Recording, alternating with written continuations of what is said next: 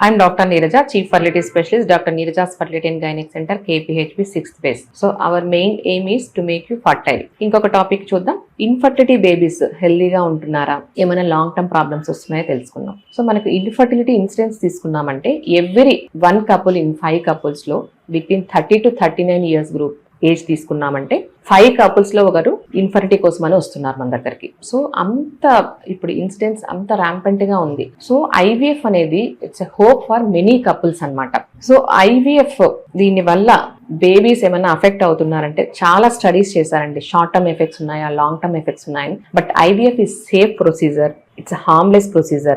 No short-term effects on the baby. No long-term effects on the baby. It's perfectly safe procedure అని చెప్పొచ్చు. And we get healthy babies అని చెప్పొచ్చు. So general గా ఏమేం problems, minor problems ఏమేమి ఉండొచ్చు. General గా మనం వీళ్ళకి ఏం చేస్తాము, కొంతమంది పేషెంట్స్ ప్రొఫైల్ ని బట్టి మనకు ఫ్రెష్ ట్రాన్స్ఫర్ కాకుండా ఫ్రోజన్ ఎంబ్రియో ట్రాన్స్ఫర్ అడ్వైస్ చేస్తాం. అంటే ఎంబ్రియోస్ 1 month ప్రిపేర్ చేస్తాము, ఫ్రీజ్ చేసి నెక్స్ట్ మంత్ ఎండోమెట్రియం లైనింగ్ తయారు చేసిన తర్వాత ఆ ఫ్రీజ్ ఎంబ్రియోస్ ని థా చేసి మనం ఎంబ్రియో ట్రాన్స్ఫర్ చేయడం జరుగుతుంది. దీని వల్ల ఒక్కొక్కసారి బిగ్ బేబీస్ వచ్చే అవకాశం ఉంటుంది. మనకి మామూలుగా ఇండియాలో average weight of the baby 2.5 to 3 kgs. So ఈ ఎఫ్ఈటి, ఈ ఐవీఎఫ్ లో ఎఫ్ఈటి ప్రొసీజర్ ద్వారా ఎంబ్రియోస్ పెట్టడం ద్వారా మనం కొంచెం బిగ్ బేబీస్, ఇది ఒకటి మైనర్ కొంచెం కాంప్లికేషన్ అంటామో చూద్దాం, అదొకటి చెప్పొచ్చు.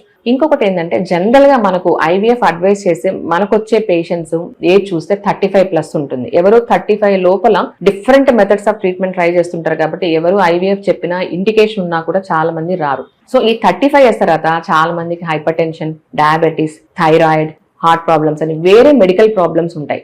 సో దాని వల్ల పేషెంట్ ప్రాబ్లం అవుతుందే కానీ దానివల్ల ముందే డెలివరీ అవ్వడము, ఒకవేళ వాటి వల్ల ఇంకా ముందే మదర్ కోసం డెలివరీ చేయడము 34 weeks ముందే, ప్రీమెచ్యూర్ బేబీస్ అంటే ముందే డెలివరీ చేయడం వల్ల ఒక్కొక్కసారి preterm babies, low birth weight babies దాని వల్ల రావడం జరుగుతుంది. ఇంకొకసారి ఏమంటే మనం మామూలుగా ఐవీఎఫ్ పద్ధతి ద్వారా ఒక్క ఎంబ్రియో కాకుండా 2 embryos పెట్టడం జరుగుతుంది. దీని వల్ల ట్విన్స్ వచ్చే అవకాశం ఉంటుంది. మామూలుగా సింగిల్ బేబీ ఉంటే మనకు 40 weeks, 39 to 40 weeks వరకు కంటిన్యూ చేస్తాం. ఒక్కొక్కసారి ట్విన్స్ ఉంటే నార్మల్ సింగిల్టన్ ప్రెగ్నెన్సీ కంటే ట్విన్స్ లో ఒక్కొక్కసారి ముందే డెలివరీ అయిపోయే అవకాశాలు ఉంటాయి. ఒకవేళ ఉమ్మునీరిపోవడము 34 weeks వేరే ఇండికేషన్స్ వల్ల డెలివరీ చేయడం వల్ల, ముందే డెలివరీ చేయడం వల్ల twins, preterm babies, premature babies, low birth తక్కువ వెయిట్ ఉండే బేబీస్ పుట్టడము, ఒకవేళ దీని వల్ల కొంచెం ఐసీయూ స్టే, ఎన్ఐసీయూలో బేబీస్ ఎక్కువ రోజులు ఉండడం జరుగుతుంది. సో ఇవన్నీ కొన్ని చిన్న చిన్న కాంప్లికేషన్స్, ఇవన్నీ కరెక్టబుల్ కాంప్లికేషన్స్ అని చెప్పుకోవచ్చు. అందుకని ఇప్పుడు ఈ ట్విన్స్ కూడా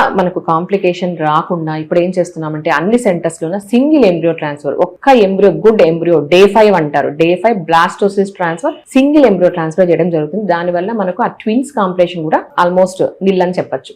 మామూలుగా మనకు natural pregnancy risk of abnormalities for the babies in general population లో తీసుకుంటే 3 to 4% ఉంటుంది. ఇన్ ఐవీఎఫ్ బేబీస్ లో తీసుకుంటే ఆ 3 to 4% 1% ఎక్కువ ఛాన్సెస్, అంటే 5% ఇస్ వెరీ నెగ్లిజిబుల్. ఫైనల్ గా బేబీ మీద షార్ట్ టర్మ్ ఎఫెక్ట్స్ కానీ లాంగ్ టర్మ్ హెల్త్ ఎఫెక్ట్స్ కానీ ఏమి ఉండవు. కాబట్టి ఒకవేళ కపుల్ కి డాక్టర్ ఒకవేళ ఐవీఎఫ్ సజెస్ట్ చేస్తే they can go happily without any hesitation. Thank you.